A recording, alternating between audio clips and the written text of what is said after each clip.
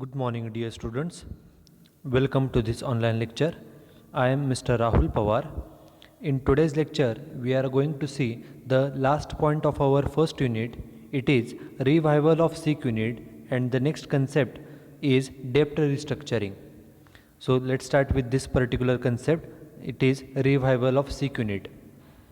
In the previous few lectures, we have studied that when a particular unit is identified as a SEEK unit, then we must conduct a viability study to see whether the unit can be revived or not. एखादा business unit, एखादा business, एखादी company ही ज्या वेळेला आजारी पडते त्यावेळेला त्या आजारी पडलेल्या कंपनीला आपण SEEK युनिट असं म्हणतो. In the previous lecture, we have studied that according to Companies Act, if a company is not in a position to pay its liabilities, that is, if a company does not pay its liabilities even after 3 quarters on demand from the creditor, एखादी liability paid करण्यासाठी जी मुदत होती ती मुदत संपल्यानंतर 3 quarters म्हणजे 9 महिने होऊन सुद्धा जर त्या कंपनीला लायबिलिटीज पेड करता येत नसतील तर त्या कंपनीला SEEK कंपनी किंवा SEEK युनिट असं म्हटलं जातं. A company which is not in a position to pay its liabilities even after 9 months, 9 months from the due date of payment. जे पेमेंट करण्याची ड्यू डेट होती ती ड्यू डेट होऊन 9 महिने उलटून गेले, 9 महिने होऊन गेले तरीसुद्धा जर लायबिलिटी पेड करता येत नसतील तर त्या कंपनीला SEEK कंपनी असं म्हटलं जातं. मग अशा ज्या आजारी पडलेल्या कंपन्या आहेत, आजारी पडलेले बिझनेसेस आहेत, त्याचं रिव्हायवल, त्या बिझनेस नॉर्मल पद्धतीनं होण्यासाठी काय प्रयत्न केले जातात तर त्यासाठी नियम आहे की when any business is identified as a SEEK unit, एखादा बिझनेस असो किंवा एखादी कंपनी असो, when any company is identified as a SEEK unit, then the particular business should conduct a viability study to see whether the business can be revived or not. अशा ज्या आजारी पडलेल्या कंपन्या असतात अशा कंपन्यांचा व्हायबिलिटी स्टडी, ओके, म्हणजे ती कंपनी पुन्हा नॉर्मल होऊ शकते का होऊ शकत नाही, म्हणजे ती चालू ठेवणं बेटर आहे का ती बंद करणं बेटर आहे हे ठरवण्यासाठी a viability study needs to be conducted.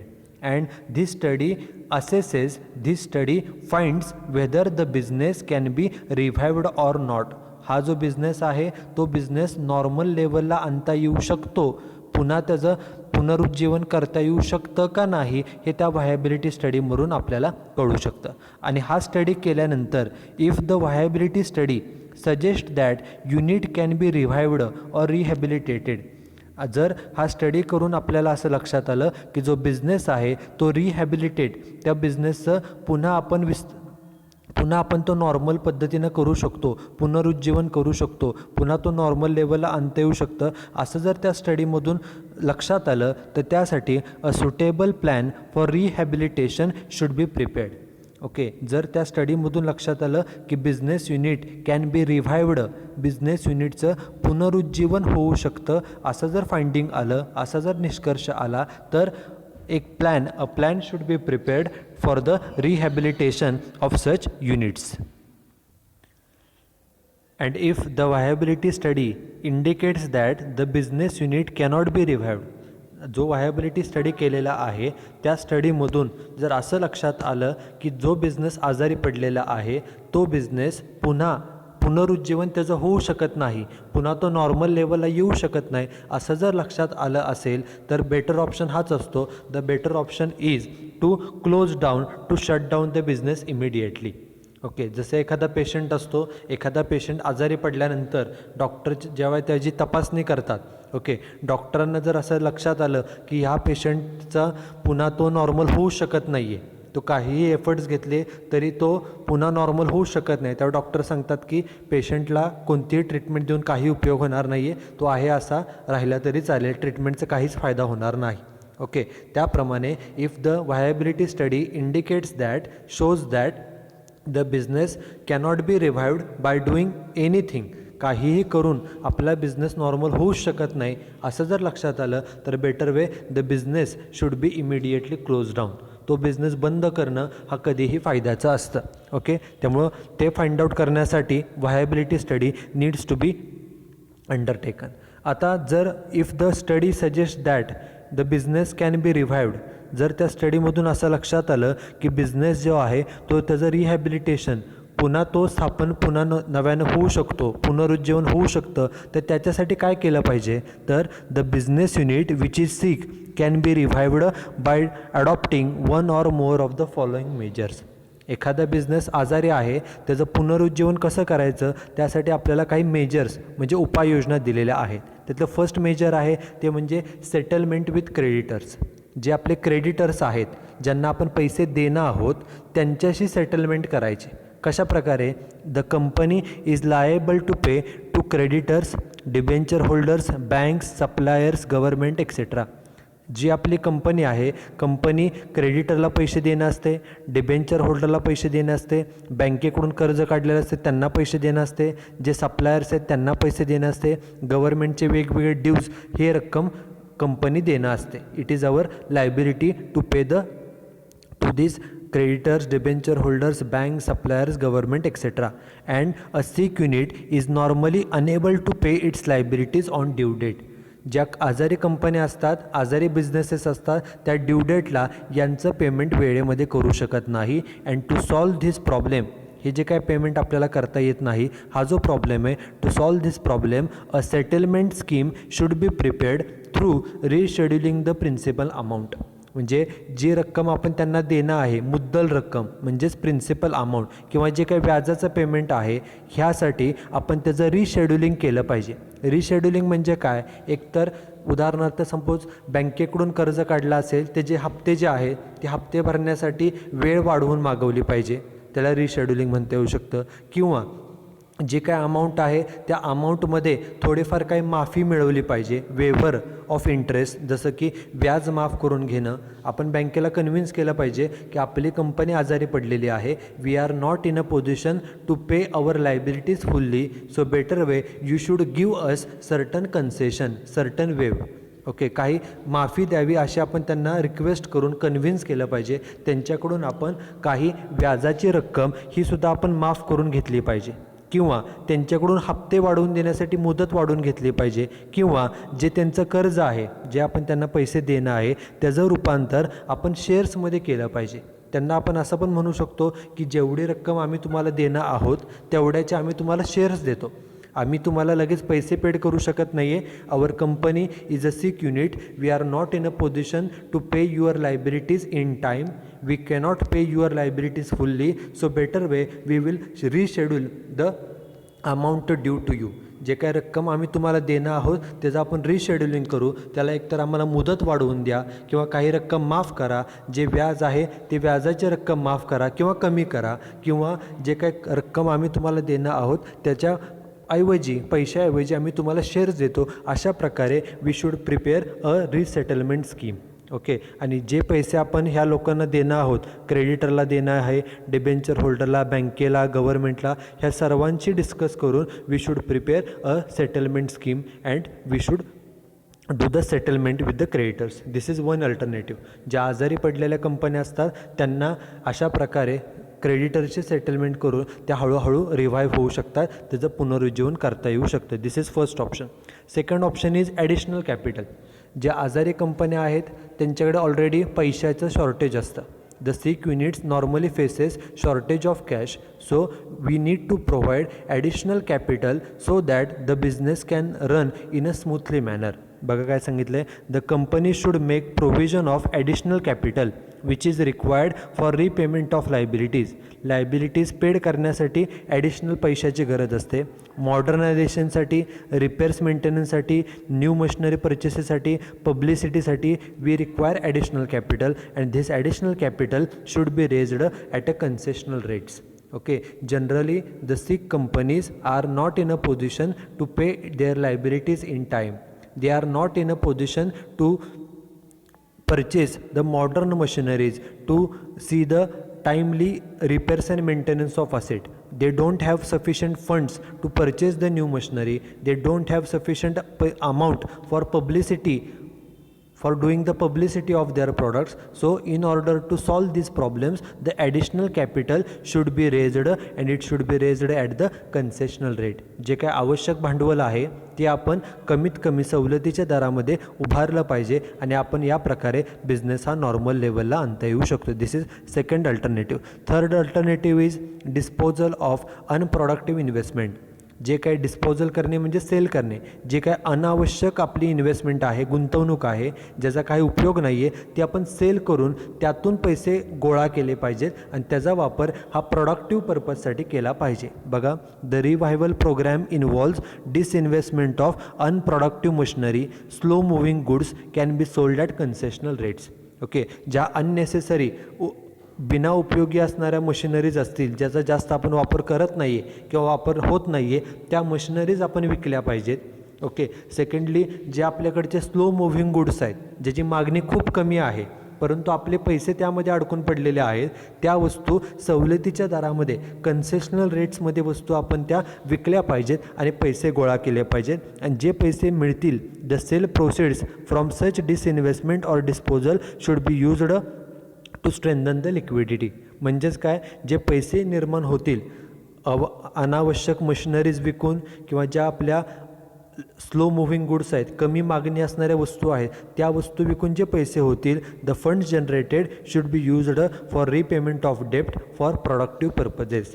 जे काय पैसे गोळा होतील त्यापासून आपण रिपेमेंट ऑफ डेप्ट्स, जे काय आपल्या लायबिलिटीज आहेत, त्या लायबिलिटीज यातून पेड केल्या पाहिजे. This is second alternative. Then the fourth alternative is modernisation of machinery. Normally काय होतं, ज्या आजारी कंपन्या आहेत, सिक बिझनेसेस आहेत, त्यांच्याकडच्या मशिनरीज ह्या आउटडेटेड असतात आणि आउटडेटेड असल्यामुळं किंवा त्याचं रिपेअर्स आणि मेंटेनन्स प्रॉपर नसल्यामुळं त्या इफिशियंटली काम करत नाहीत.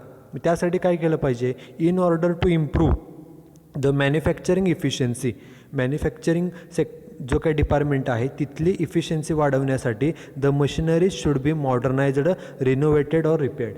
तिथल्या मशिनरी ह्या मॉडर्न असल्या पाहिजे, त्याचं रिनोव्हेशन केलं पाहिजे, रिपेअर्स अँड मेंटेनन्स वेळेमध्ये केलं पाहिजे. It is essential for attaining the cost standards and quality standards. जर आपण प्रॉपर मॉडर्न मशिनरीज वापरल्या तरच आपण त्या वस्तू कमीत कमी कॉस्टमध्ये, कमीत कमी खर्चामध्ये तयार करू शकू आणि त्याचबरोबर क्वालिटी स्टँडर्डसुद्धा, वस्तूची क्वालिटीसुद्धा आपल्याला मेंटेन करता येऊ शकते. And it is necessary for सर्वायविंग in the present competitive market. जर आपण क्वालिटेटिव्ह वस्तू कमी दरातच पुरवली तरच आपण मार्केटमध्ये टिकू शकतो आणि त्याकरिता we need to have modernisation of machinery.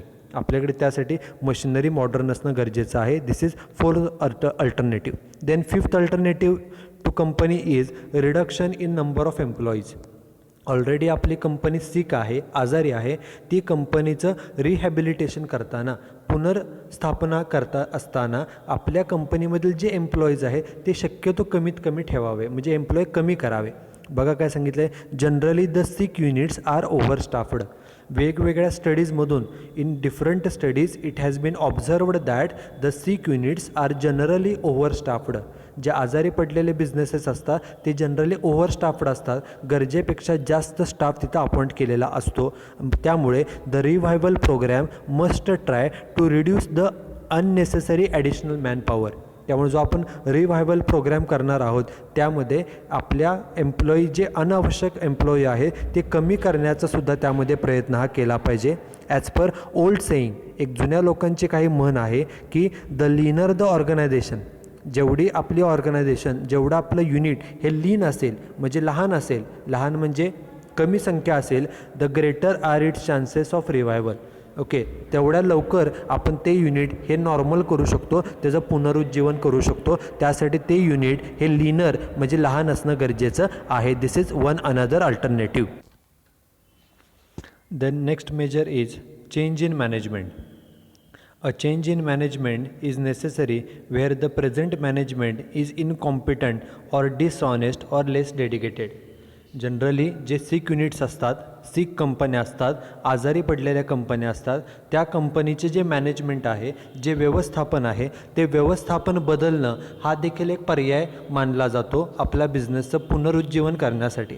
Why this change in management is required? It is required because if the present management, जी सध्याचं व्यवस्थापन मंडळ आहे, if the present management is incompetent or less dedicated or if it is dishonest, जर ते सध्याचं व्यवस्थापन करणारे लोक हे जर प्रामाणिक नसतील, ते जर ऑनेस्टली प्रामाणिकपणे काम करत नसतील किंवा ते अकार्यक्षम असतील, इनकॉम्पिटंट असतील किंवा त्यांचं कंपनीमध्ये डेडिकेशननं काम करत नसतील, तर मात्र ते जे मॅनेजमेंट आहे ते मॅनेजमेंट बदलण्याची, मॅनेजमेंट करणारे जे लोक आहेत ते बदलण्याची गरज आहे. It is observed that a new chief executive that is manager who is competent, जर आपण एखादा कॉम्पिटंट असणारा नवीन मॅनेजर अपॉइंट केला की जो कॉम्पिटंट आहे, कार्यक्षम आहे, कामाशी तो कमिटेड आहे, he can bring dramatic results.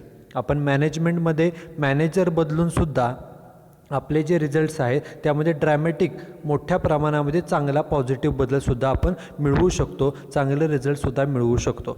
त्यामुळे एखादी सिक कंपनी, आजारी पडलेली कंपनी नॉर्मल करण्यासाठी, त्या कंपनीचं पुनरुज्जीवन करण्यासाठी त्या कंपनीचं जे मॅनेजमेंट आहे, व्यवस्थापन आहे, ते बदलणं गरजेचं असतं. This is one another measure for revival of the sick units. एखादं आजारी पडलेलं जे युनिट आहे, आजारी पडलेली कंपनी आहे, त्याचं रिव्हायवल करण्यासाठी हा एक उपाययोजनाही केली जाते. After that 7th major is merger with a healthy company. आपली कंपनी आजारी आहे, आपला बिझनेस हा वीक आहे, कमजोर आहे, तर आपण एखाद्या चांगल्या मोठ्या कंपनीबरोबर आपण स्वतःचं त्या कंपनीमध्ये मर्जिंग केलं पाहिजे. मर्जर केल्याचा फायदा काय होईल? आपण त्यामध्ये मर्ज झाल्यामुळे we will get all the facilities, additional capital, additional modern machinery, modern management etcetera, all will get after merger with a healthy company.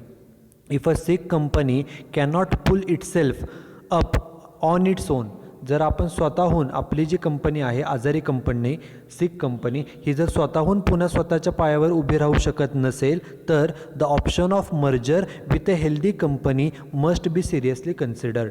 जर आपली स्वतःची कंपनी जी आहे ती जर स्वतःहून आपल्या पायावर उभी राहू शकत नसेल, तर आपण एखाद्या हेल्दी कंपनी जी ऑलरेडी फायनान्शियली प्रॉफिटेबली स्ट्रॉंग आहे, अशा कंपनीबरोबर आपण मर्जिंग केला पाहिजे. तो सुद्धा ऑप्शनचा आपण विचार केला पाहिजे. The healthy company can provide its resources means for example assets, resources means capital etcetera, its technology, its manpower etcetera which can revive the sick unit. आजारी पडलेल्या कंपन्यांसाठी जे काही रिसोर्सेस आवश्यक असतात, जे टेक्नॉलॉजी, मॉडर्न टेक्नॉलॉजी आवश्यक असते, मॅनपॉवर, स्किल्ड मॅनपॉवर आवश्यक असतं, त्याचा वापर करून आपलं युनिट हे रिव्हाइव्ह करू शकतो, त्याचं पुनरुज्जीवन करू शकतो. So this is one alternative. And after that 8th and last alternative is workers participation in management. जे एम्प्लॉईज आहेत, जे वर्कर्स आहेत, they should be allowed to make the participation or they should be included in the decision making process. Okay, in general, workers participation in management increases their commitment, motivation and attachment of employees. Okay, if the views of the employees are considered while taking any decision, automatically it increases the attachment, it increases the commitment of the workers towards the business. जर एखादा निर्णय घेत असताना आपण आपल्या एम्प्लॉईचा, आपल्या वर्कर्सचं जे काही मत आहे, व्ह्यूज आहेत, त्याचा आपण विचार केला, तर ॲटोमॅटिकली जे वर्कर्स आहेत, जे एम्प्लॉईज आहेत, त्यांना आपल्या कंपनीविषयी अटॅचमेंट वाढते, कमिटमेंट वाढते, ते जास्त मोटिवेशननं काम करत असतात. हा एम्प्लॉईज किंवा वर्कर्सला पार्टिसिपेट करून घेण्याचा फायदा असतो. The suggestions given by the workers increases the productivity and efficiency of the workers. जर एम्प्लॉईनं दिलेल्या सजेशन जर आपण इम्प्लिमेंट केल्या, तर automatically the employee feels that their suggestions are taken seriously by the company. एम्प्लॉईनं वर्कर्सने दिलेल्या सजेशनचं जर आपण इम्प्लिमेंटेशन केलं, त्याचा वापर केला, automatically employee feels satisfied that their suggestions are considered. त्यांनी दिलेल्या सजेशनचा उपयोग केला, ते इम्प्लिमेंट केल्यामुळे एम्प्लॉई सॅटिस्फाईड होतात आणि automatically they work with more efficiency. It increases their productivity and efficiency. Okay, an organization, a business should involve more workers in designing the revival program. जे आजारी पडलेल्या कंपन्या आहेत त्या कंपन्यांचं रिव्हायवल करताना, पुनरुज्जीवन करताना जो काय आपण प्रोग्रॅम, जो काय प्लॅन आपण तयार करणार आहोत, रिव्हायवल प्लॅन, तो तयार करत असताना we should participate more and more workers. ते कशासाठी गरजेचं आहे, त्यांचं पार्टिसिपेशन का गरजेचं आहे, बिकॉज देअर सपोर्ट, त्यांचा जो सपोर्ट आहे, dedication and commitment of workers is highly important. आपण आजारी पडलेल्या कंपनीला पुन्हा नॉर्मल लेवलला आणण्यासाठी जे आपले वर्कर्स आहेत, जे आपले एम्प्लॉईज आहेत, त्यांचा सपोर्ट, त्यांचं डेडिकेशन आणि त्यांची कमिटमेंट ही सर्वात महत्त्वाची असते. And for that purpose we should participate workers in the decision making and in taking the various decisions. So these are the 8th alternatives or 8 measures for revival of a sick unit. एखादं आजारी पडलेलं जे unit असतं त्या युनिटचं रिव्हायवल करण्यासाठी, पुनरुज्जीवन करण्यासाठी हे वेगवेगळ्या उपाययोजना आहेत. पहिला म्हणजे क्रेडिटर्स बरोबर सेटलमेंट करणं, second is to provide additional capital, third is to dispose of, to sell the unproductive investment, fourth is to use modern machinery, fifth is to reduce the number of workers, sixth is to change the management, seven is to merge with the healthy company, and eighth measure is to participate more workers in the management. Okay, by using one or more of these measures we can revive the sick unit. हे जे काय आपण 8 measures पाहिलेले आहेत, 8 उपाययोजना पाहिलेल्या आहेत, याचा वापर करून आपण जे आजारी पडलेला बिझनेस आहे, जो सिक युनिट आहे, ते आपण रिव्हाइव करू शकतो. For that purpose these are the 8 measures. Okay, after that our last point is डेप्ट restructuring. This is the last point of our first unit. What is debt restructuring? Okay, and how it is implemented? See carefully. The financial sick companies, ज्या आजारी कंपन्या असतात, सिक businesses असतात, these businesses face difficulty in repaying the debts. बरोबर, ज्या आजारी पडलेल्या कंपन्या आहेत, they are not in a position to pay their liabilities in time. वेळेमध्ये लायबिलिटीज पेड करू शकत नाहीत, त्यांना आपण सिक कंपनी असं म्हणतो. दे सिलेक्ट डेप्ट restructuring for reducing the burden of their liabilities. मग त्यांच्यावरती जे काय कर्जाचा बोजा आहे, आजारी कंपन्यांवरती जो काय कर्जाचा बोजा आहे, तो बोजा कमी करण्यासाठी त्या कंपन्या डेप्ट रिस्ट्रक्चरिंग हा जो काय पर्याय आहे, याचा पर्यायाचा ते वापर करत असतात. आता डेप्ट स्ट्रक्चरिंगमध्ये काय केलं जातं बघा. The mechanism of debt restructuring depends on how a financially distressed company is classified. एखादी कंपनी आहे, त्या कंपनीचं क्लासिफिकेशन अगोदर केलं जातं की ती कंपनी कोणत्या कॅटेगरीमध्ये येते, आणि त्यानुसार त्या कंपनीचं डेप्ट रिस्ट्रक्चरिंग जे आहे ते ठरवलं जातं. मग आता ते कंपन्यांचं कॅटेगरायझेशन, कंपनीचं क्लासिफिकेशन कसं केलं जातं. Financially sick companies are classified into following 3 categories. कंपन्या ज्या सिक कंपन्या आहेत त्याला आपण फायनान्शियली सिक कंपनी, आर्थिकदृष्ट्या आजारी पडलेल्या कंपन्या आहेत, त्या कंपन्यांचं 3 कॅटेगरीमध्ये क्लासिफिकेशन केलं जातं. पहिली कॅटेगरी जी आहे त्याला नाव आहे कॅटेगरी ए. त्या पहिल्या कॅटेगरीमध्ये कोणत्या कंपन्या येतात, कोणत्या आजारी कंपन्या येतात. The companies which are more than 5 years old. ज्या कंपन्या 5 वर्षापेक्षा जुन्या आहेत, 5 वर्षापेक्षा अगोदर चालू झालेल्या आहेत, अँड हॅज ॲक्युम्युलेटेड लॉस, आणि त्या कंपन्यांचा एकूण ॲक्युम्युलेटेड म्हणजे टोटल ॲक्युम्युलेटेड लॉस इक्वल टू, तो लॉस किती आहे, equal to or more than, त्या कंपनीचा जो लॉस आहे तो लॉस नेटवर्थ, कंपनीचे जे नेटवर्थ आहे त्याच्या एवढा किंवा त्याच्यापेक्षा जर जादा लॉस असेल तर त्या कंपन्या कॅटेगरी एमध्ये इन्क्लूड केल्या जातात. केअरफुली बघा. In category A the companies which are more than 5 years old, ज्या 5 वर्षापेक्षा जुन्या आहेत, 5 वर्षापेक्षा जुन्या, अँड हॅज ॲन ॲक्युम्युलेटेड लॉस, आणि त्या कंपन्यांचा लॉस हा किती आहे, equal to or more than, कशाच्या, नेटवर्थच्या, कंपनीचे जे नेटवर्थ आहे त्याच्या एवढा किंवा त्याच्यापेक्षा जर जादा लॉस असेल तर त्या कंपन्या कॅटेगरी एमध्ये इन्क्लूड केल्या जातात. मग आता त्या कंपन्या ज्या आहेत त्यांचं डेप्ट रिस्ट्रक्चरिंग कसं केलं जातं बघा. Restructuring for this company is a statutory process under the jurisdiction of Board of Industrial and Financial Reconstruction, which is known as BIFR, set up under Sick Industrial Companies Act. Okay, जो सिक industrial companies act आहे, ज्याला सिका असं म्हटलं जातं, या कायद्याअंतर्गत अशा कंपन्यांचं रिस्ट्रक्चरिंग करणं हे स्टॅट्युटरी आहे. स्टॅट्युटरी म्हणजे कायद्यानं कंपल्सरी आहे. It is a statutory process for this companies. आणि हे कशा अंडर केलं जातं? ॲज पर सिक इंडस्ट्रियल कंपनी ॲक्ट.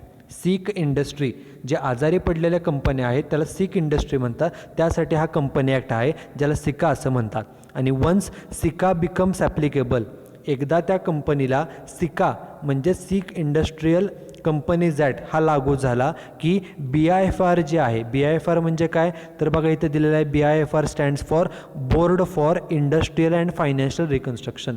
हे जे बोर्ड आहे, this board gets wide range of powers for framing the rehabilitation scheme which include डेप्ट रिस्ट्रक्चरिंग. ओके, एकदा त्या कंपनीला हा सिकाचा कायदा लागू झाला की जे बोर्ड आहे, कोणतं board? Board for industrial and financial reconstruction, ज्याला BIFR असं म्हणतात, त्या बोर्डाला पॉवर्स मिळतात. कशासाठी? For framing the rehabilitation scheme. कंपनीचं रिहॅबिलिटेशन म्हणजे जे आपण पुन्हा त्याची स्थापना करतो, ओके, रिहॅबिलिटेशन करतो, त्यासाठी त्या BIFRला पॉवर्स मिळतात आणि ज्यामध्ये डेप्ट रिस्ट्रक्चरिंगसुद्धा ते केलं जातं. ओके, हे झाली कॅटेगरी ए. दुसरी जी कॅटेगरी आहे कॅटेगरी बी, त्या कॅटेगरीमध्ये कोणत्या कंपन्या येतात तर all the potentially sick companies which has accumulated loss, ज्या कंपन्यांचा loss 50% or more of the नेटवर्थच्या 50% किंवा त्याच्यापेक्षा जास्त लॉस आहे, and has failed to repay its debts liabilities even after 3 consecutive quarters, that is 9 months from the due date of payment.